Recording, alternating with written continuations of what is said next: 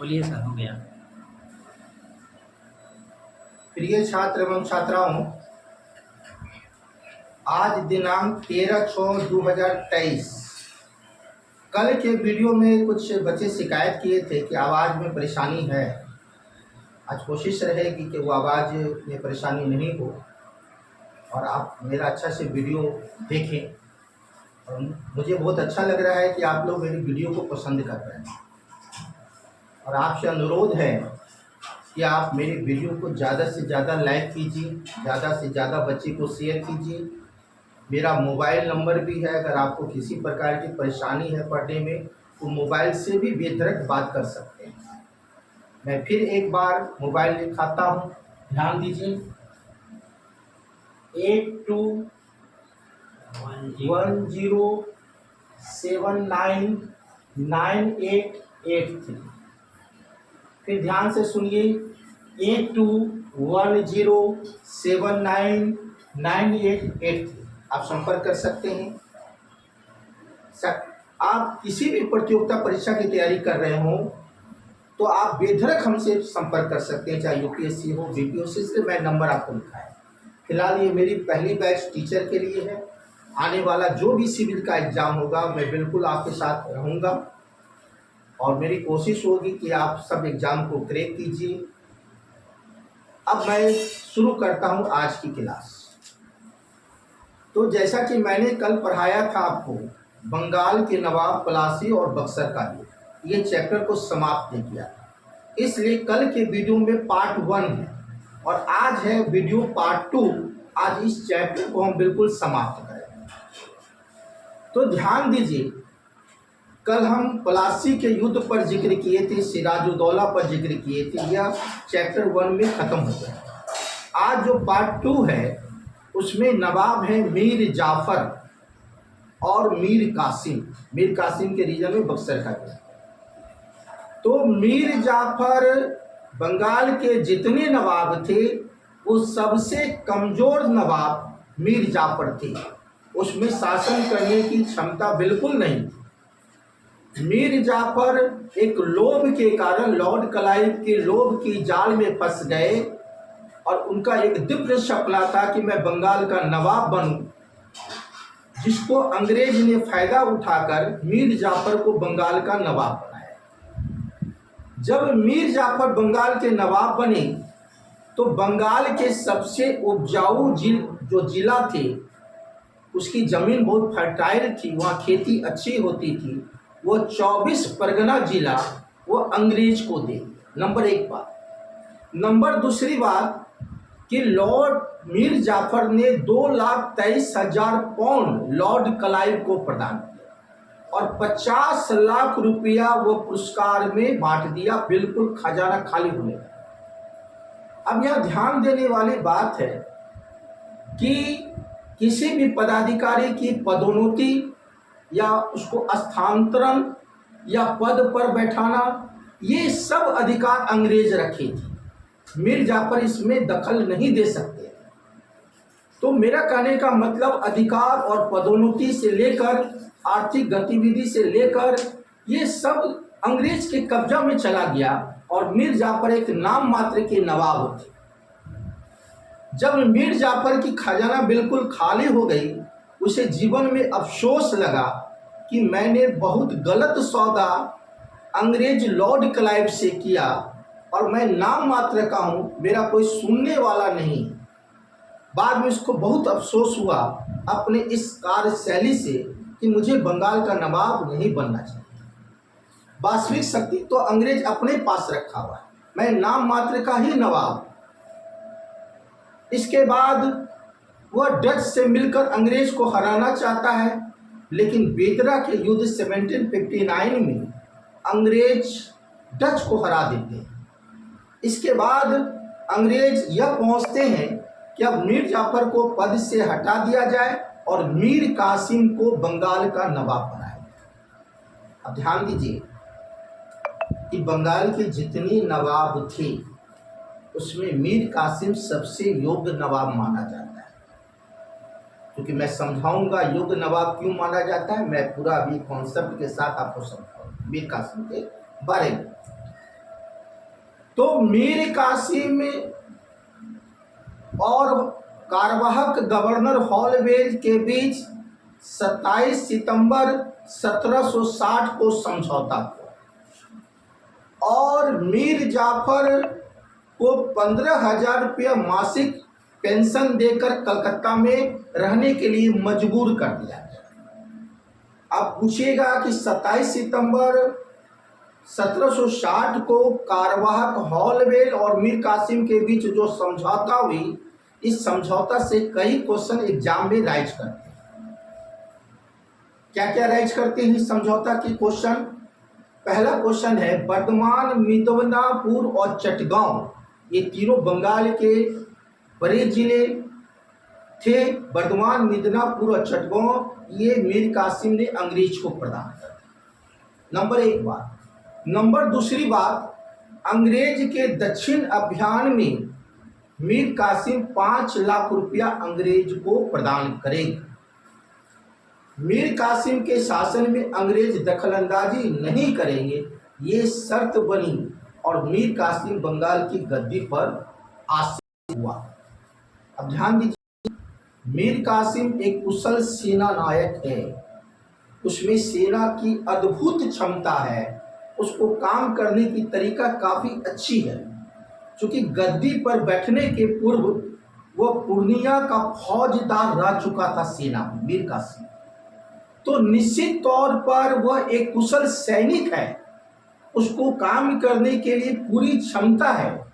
मीर कासिम जब जैसे गद्दी पर बैठे तो उनके द्वारा जो महत्वपूर्ण काम हुआ, वह पहला काम हुआ, मुर्शिदाबाद से वो अपनी राजधानी मुंगेर ले गए। अब मुर्शिदाबाद से राजधानी मुंगेर क्यों ले गए? उस समय मुर्शिदाबाद पूरी राजनीति का षड्यंत्र का केंद्र बिंदु बन चुका था, इसलिए वो गलत राजनीतिक षड्यंत्र में रहना नहीं चाहते थे। वह एक स्वच्छ वातावरण की राजनीतिक में रहना चाहते थे, इसलिए वो पहला कदम उठाया कि वो मुर्शिदाबाद से राजधानी मुंगेर मीर कासिम ले गया। नंबर एक बात। नंबर दूसरी बात कि मीर कासिम कुशल एक सेना नायक पहले से है। सेना को क्या चाहिए, सेना की मजबूती के लिए क्या चाहिए, वो भली भांति जानता है। और मीर कासिम ऐसा ही किया, सेना में विश्व के जो भी दक्ष व्यक्ति थे, जिसकी प्रतिभा पूरे विश्व में लोहा मानी जाती थी, विश्व के लोहा दक्ष व्यक्ति, प्रतिभावान व्यक्ति को अपनी यहाँ सेना में भर्ती किया। अब एक एग्जाम्पल आपको बताऊं कि मीर कासिम एक जर्मनी के बहुत सेनापति कर्ल वाल्टर रीड को सेनापति बनाया। और यह जो कर्ल वाल्टर रीड है, इतिहास में शत्रु के नाम से जाना जाता है, जर्मन का है। यह यूपीएससी के पीटी में कम से कम 4 बार पूछ चुका है। क्योंकि मैं इसलिए आपको बता रहा हूं कि यूपीएससी आयोग टीचर की बहाली ले रही है, अगर हार्ड क्वेश्चन करेगा तो ये सब क्वेश्चन को डाल भी सकता है। क्योंकि बीपीएससी का नेचर अब बहुत हार्ड क्वेश्चन पर जा रहा है।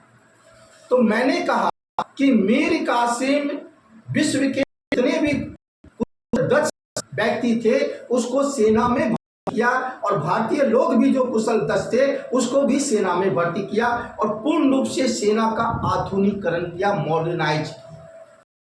तो एक जर्मन सेनापति कर्ल वाल्टर रीड, जो इतिहास में समरू के नाम से जाना जाता है, उसकी नियुक्ति मीर कासिम ने की। बात होती है कि वह सेना में तोप खाना पर ज्यादा जोर दिया, बंदूक बनाने पर ज्यादा जोर दिया, और यही कारण है कि मुंगेर में उन्होंने बंदूक बनाने का कारखाना, मुंगेर शहर के किला के बाहर एक तोपखाना बाजार को बसाया, और इसके बाद एक भारतीय मुस्लिम खां को वह नियुक्त किया तोपखाना के लिए। एक अरमनाई सेना थे, उसका नाम गुरगिन खां था, उसको भी सेना में बहाली किया। तो पूर्ण रूप से सेना का मॉडर्नाइज करने में वो बंगाल का पहला नवाब है जो सफल माना जाता है, क्योंकि अद्भुत प्रतिभा है मेरे में। तो वह सेना का पूरा आधुनिकीकरण कर दिया। तीसरी बात कि वह अपने साम्राज्य में, बंगाल के साम्राज्य में अर्थव्यवस्था को मजबूत करना चाहता है। अब क्या है कि जो भी अधिकारी भ्रष्ट थे उस पर वो जुर्माना लगाया, भ्रष्टाचार को रोका और तरह तरह के विभिन्न प्रकार के कर का भी आरोपण मीर कासिम करवाया और उसकी अर्थव्यवस्था काफी मजबूत हो गई।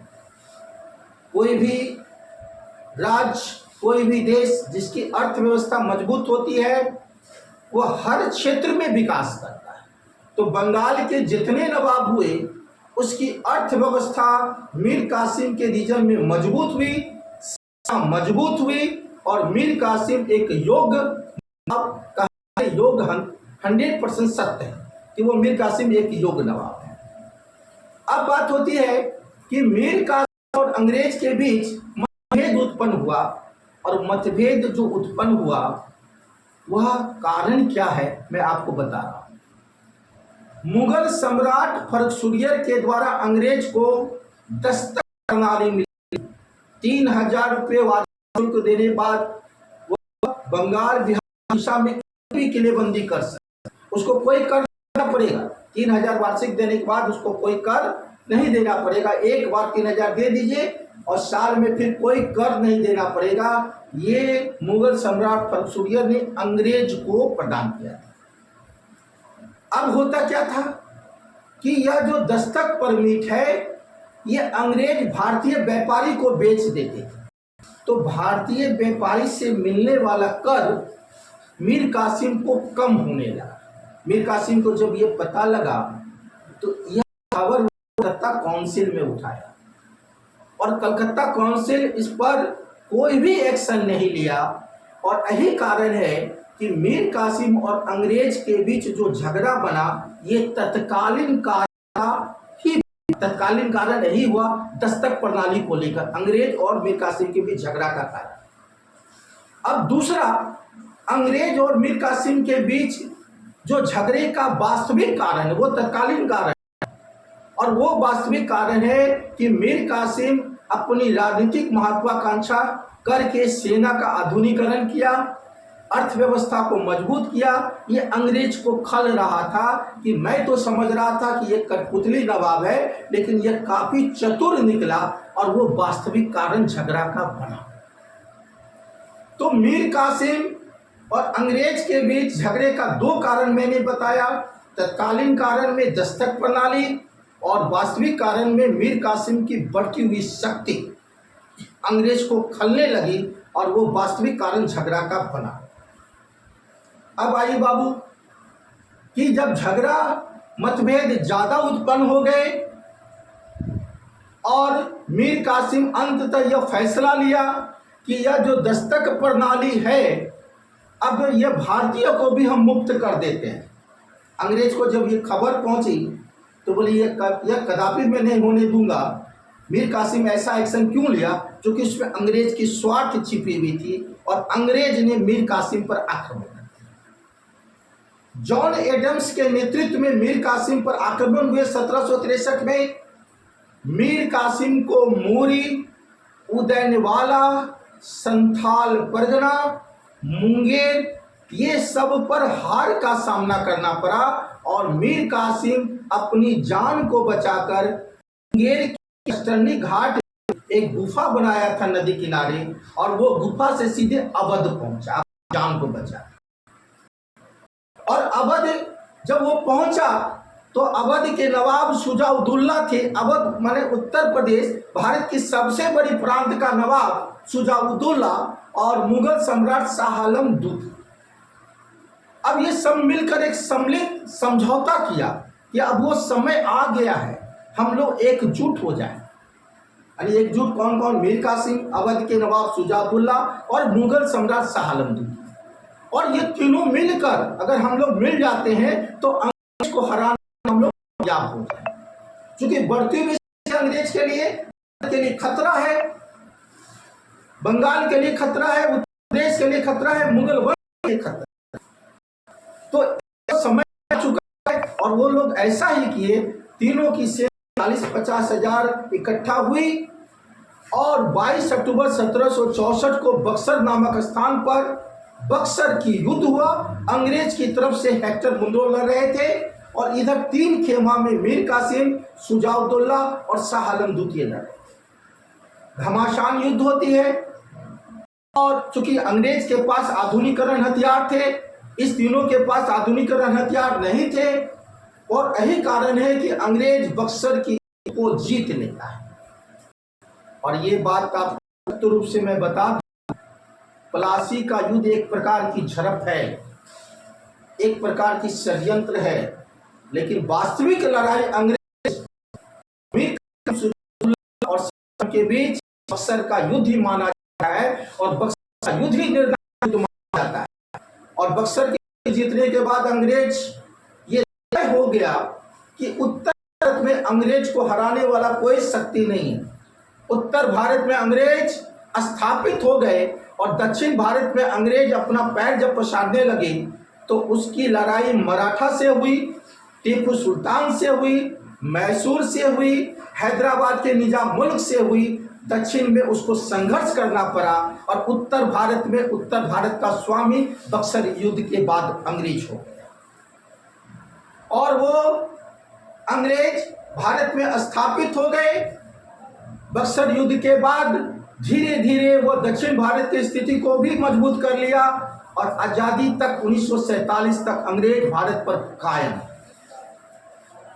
तो भारत में रहने का अंग्रेज का वास्तविक मोहर बक्सर का युद्ध ही है और वही निर्णायक युद्ध माना जाता है। बक्सर का युद्ध जो उत्तर भारत में अंग्रेज को स्थापित कर दिया, दक्षिण भारत में संघर्ष करते करते वो दक्षिण भारत को भी जीत लेता है और समूचे भारत पर वो अंग्रेज राज। तो निश्चित तौर पर आज आपको हम बक्सर का युद्ध बताए। अब ध्यान दीजिए आप लोग कि बक्सर युद्ध जीतने के बाद लॉर्ड क्लाइव दूसरी बार गवर्नर बनकर आए और जब दूसरी बार गवर्नर बनकर आए तो लॉर्ड क्लाइव ने एक प्रकार की योजना बनाई कि मैं जो हारी हुई शक्ति शाह आलम द्वितीय मुगल सम्राट है और अवध के नवाब शुजाउद्दौला है उससे समझौता करूंगा। इससे एग्जाम के बहुत सारे क्वेश्चन आते हैं, इसलिए मैं इसको बता रहा हूं।